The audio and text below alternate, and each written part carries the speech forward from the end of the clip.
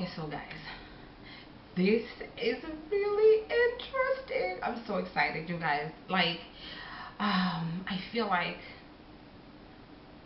there is nothing else that can, I don't know what to do. If you cannot believe GUSII is a Hebrew language, I wish I could just, like, I don't know what I can do. There's no other way I can express myself. But let's talk about one of the most fundamental and most important musical instruments in the GUSII language. I mean, we have many instruments, but the most, the most primary and the most important is Obokano. Right, guys? Yes. Now, this is King David's harp. Okay, so in the GUSII, we call it's an 8-stringed lyre / harp, and it's called Obokano. Now, guess what, you guys? Guess what the name is in the Hebrew language, guys? The name is Ubakinnowr. Ubakinnowr, Obokano. Ubakinnowr, Obokano. Look at that phonetic conversion. There's hardly much of a difference. I mean, there is nothing like the GUSII Obokano is King David's lyre. Ubakinnowr.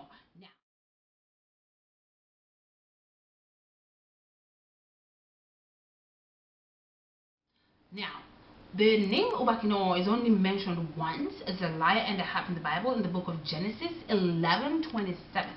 Then you have Ubakinnowr, which is mentioned in Psalm 33 too. Of course, it would have been Psalm because that was King David's lyre. Okay. Then you have Psalm 49 and verse 4, and you have Psalm 95 verse 8. And then Isaiah 23:16 calls it a kinnor. So I don't think it matters, but bottom line is that Ubakinnowr, Bakinnowr, Kinnor, Obokano, same name, guys. I don't need no PhD scholar telling me who doesn't speak a Bantu language, not born in Bantu language, but I can tell you that King David's lyre is Obokano. Yeah. And that's how you keep mental slavery. So anyway, I argue that King David, the reason why I say this is King David's lyre, and it's not rocket science because they talk about it in the book of Psalm, King David was the 8th born. He was the last born child and he became king. Now, Obokano has 8 strings. It would make sense that Obokano is King David's lyre. And when Saul would get, when Saul had his mental issues or whatever, when God sent a demon to torment King Saul, King David went over to him and played to him the Obokano so that his spirit would come down. But there's something so resonant and so calming about the Obokano. It almost makes, sometimes when I listen to it, I almost feel sleepy. It has a very soothing chords, and it's very low. They're very low in the terms. But the most rudimentary Obokano, were made from cow tendons. Yeah, they're made from cow tendons. So it's pretty interesting how, we maintained most of our Hebraic heritage. Most of us just didn't know we were Hebrew or are Hebrew and will never stop being Hebrew. And the Lord's calling us again to go back to the old love, guys. So as GUSII, I argue that, we should start now teaching our children how to play the Obokano. And I hope that we will not restrict it only to men. Now, let's look at how the Obokano or Ubakinnowr, or how the word came about. Now, Obokano comes from the word Obokano, meaning a great awakening.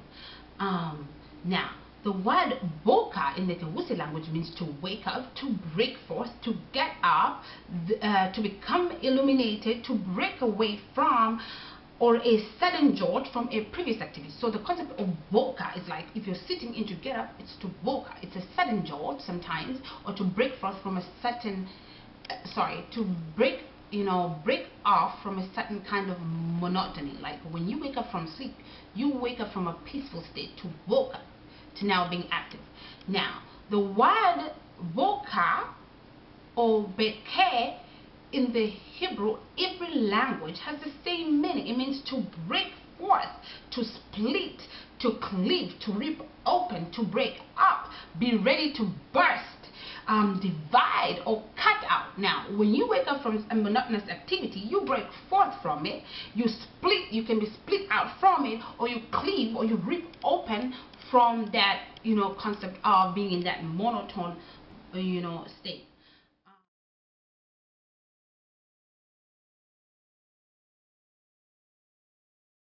I want to talk about how the name Kwamboka was formed.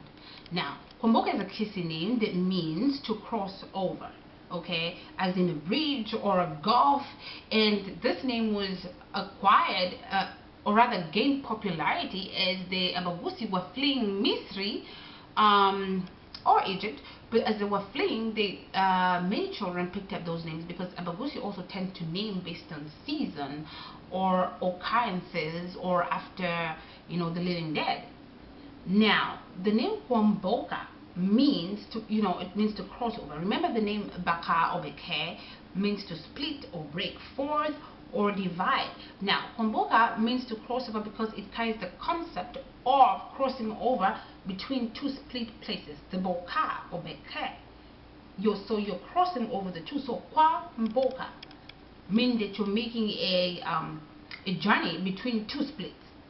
And that's why, like in the Bible, they say God voka the sea, he split the sea, and the sea split and it voka. You see that? So Vaka or Beke, in a nutshell, using the Hebrew language and the GUSII Hebrew language, would mean a sudden awakening or a breaking forth from a slumber or oppression or societal mind shift. Yeah, it's a kind of mind shift. So the Obokano then serves as a reminder, I believe, of the awakening that God is going to bring to the Abagusii people and the crossing over that's about to happen. So in closing, you guys, I hope that you've learned something about the GUSII language and the Abagusii people. There's still more to come. Stay tuned, do not go anywhere, and remember to subscribe.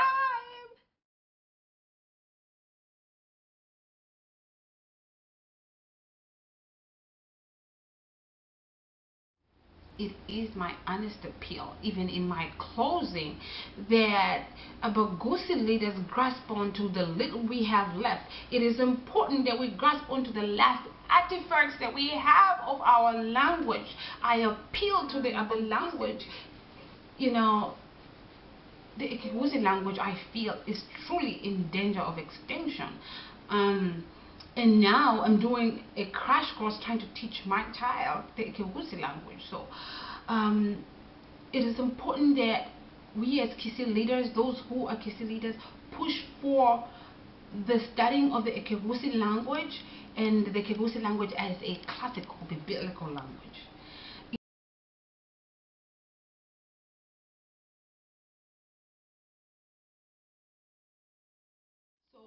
I am appealing to Abagusii leaders that we amalgamate together and do something to push on the GUSII language, because I do believe that GUSII is a language that will face extinction. It is facing extinction. And it is important that we teach our children down to the nitty-gritty of what the GUSII language really is and who we really are. We were of a royal race, and we still are of a royal race, but we'll never be a royal race if we don't wake up and take back our language.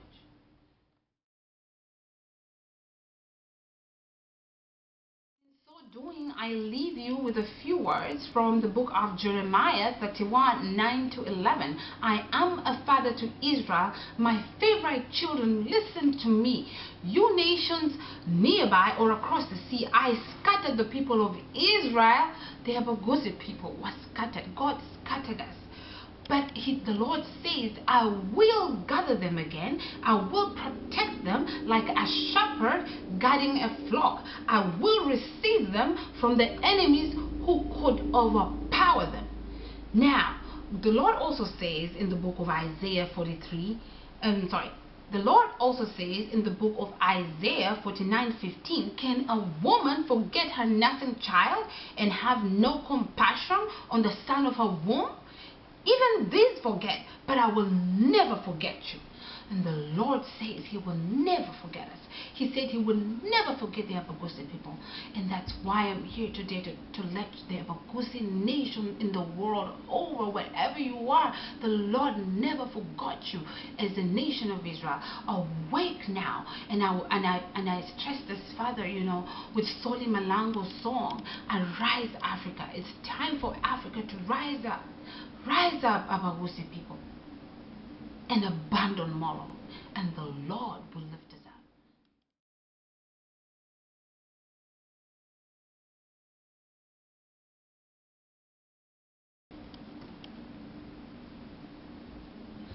Remember that you are of a chosen generation, a chosen race, a royal priesthood, and holy nation, a peculiar people, that ye should shew forth the praises of He who hath called you from the darkness into His marvelous light. And that's 1 Peter 2:9.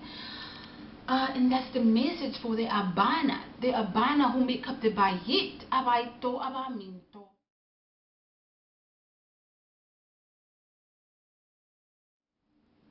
The Lord never forgot the ABAKOSOVA. The Lord never forgot Israel. And I want to say a special thanks to my spiritual father and mother for being so patient and tolerant in teaching the word of the Lord and sacrificing their time to teach us the Bible. My spiritual mother, Prophetess Mary Jabril, and my dad, Pastor Fatai or Lushola Jabril. I am grateful for them.